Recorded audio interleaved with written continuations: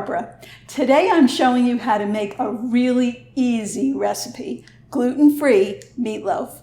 You'll only need 5 ingredients plus salt and pepper to make this delicious comfort food. Come, let me show you how easy it is to make.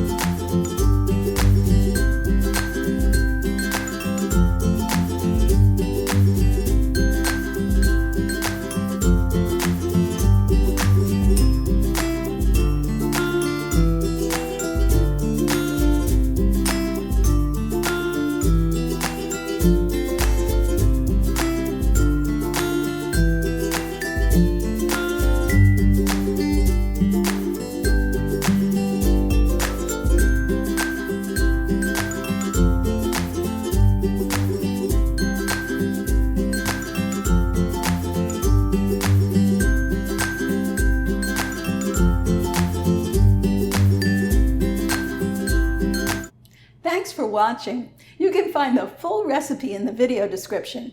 And be sure to subscribe and give this video a like if you enjoyed it. And check out more of my videos for delicious recipes you can easily make at home. See you there.